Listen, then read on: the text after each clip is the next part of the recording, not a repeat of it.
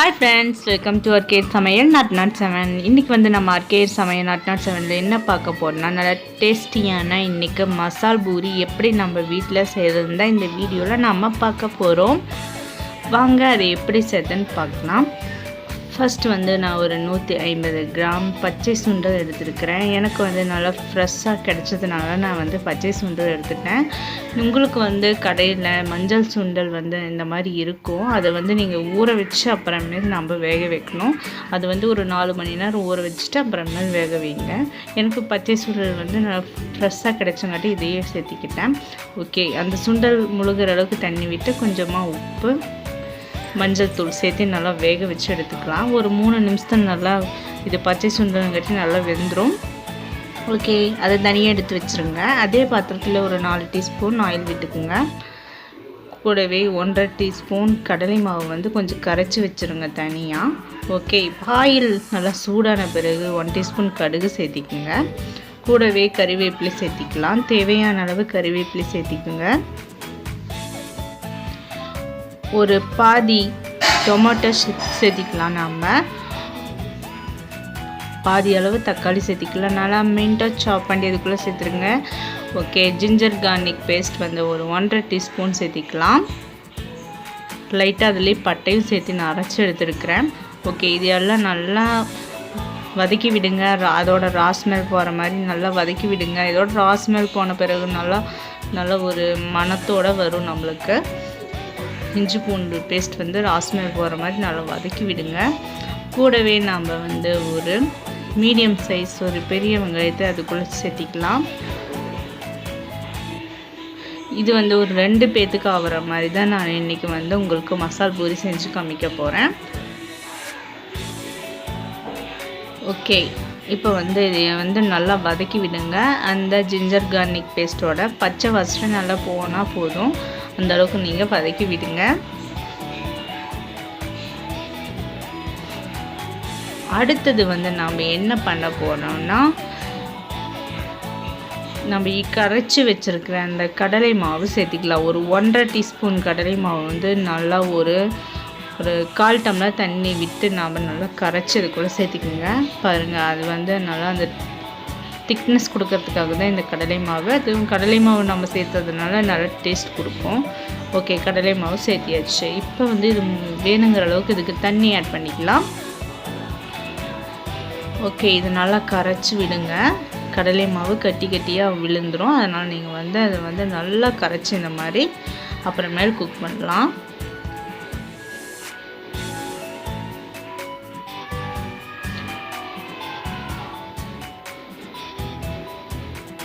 Okay, இதோட நாம் கொஞ்சம் இதுக்கு தேவையான அளவு சால்ட் சேர்த்திக்கலாம். ஏற்கனவே நம்ம சுண்டலில் சால்ட்டு சேர்த்து நம்ம வேக வச்சுருக்கோம். அதனால் இந்த கிரேவிக்கு தேவையான அளவு சால்ட் சேர்த்துனிங்கன்னா போதும்.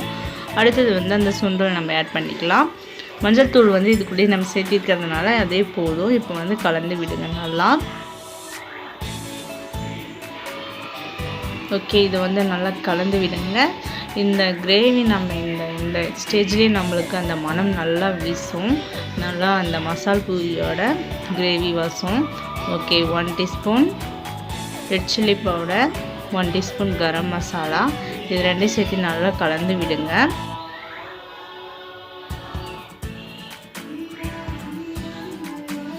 சுண்டல் மட்டும் நீங்கள் வந்து அந்த மஞ்சள் சுண்டல் வந்து நீங்கள் ஆட் பண்ணிக்கோங்க.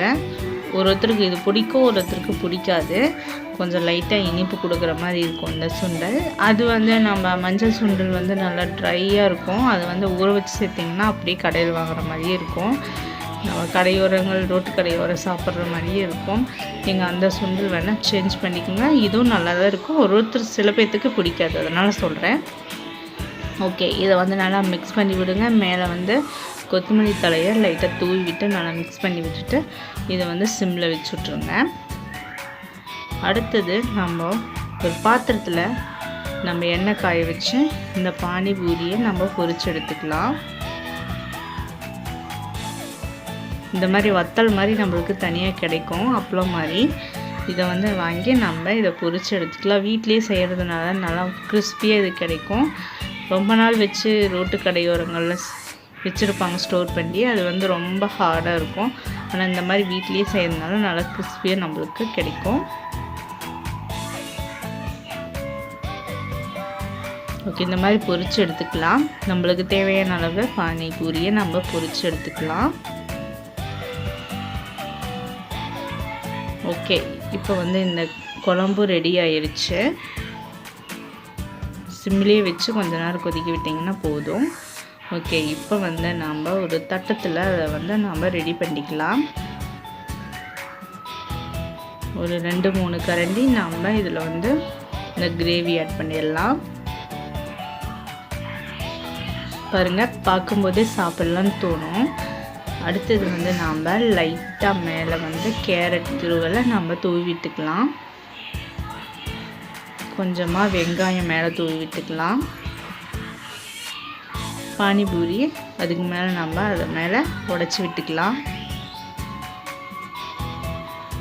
சிம்பிளாக ஒரு 5 நிமிஷத்தில் செஞ்சு முடிச்சிடலாங்க. வீட்லேயே நீங்கள் குழந்தைங்களுக்கு செஞ்சு தந்தாலும் ரொம்ப ஹெல்த்தியும் கூட. இதில் வந்து தேவையில்லாத அஜினோமோட்டோ அந்த மாதிரியெல்லாம் ரோட்டோர கடைகளில் சேர்த்துவாங்க நல்லா டேஸ்ட் வரத்துக்கு. அதெல்லாம் இல்லாமல் சிம்பிளாக ஈஸியாக டேஸ்டியாக ஒரு மசால் பூரி ரெசிபி நம்ம செஞ்சுட்டோம் வீட்லேயே.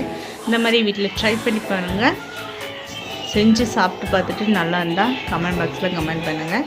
இந்த வீடியோ உங்களுக்கு பிடிச்சிருந்தால் மறக்காமல் RKR சமையல் @7 மறக்காமல் subscribe, bell button, all option click பண்ணிடுங்க. ஓகே, இதே மாதிரி நல்ல இன்னொரு வீடியோவோட நம்ம சந்திப்போம். ஓகே, பாய்.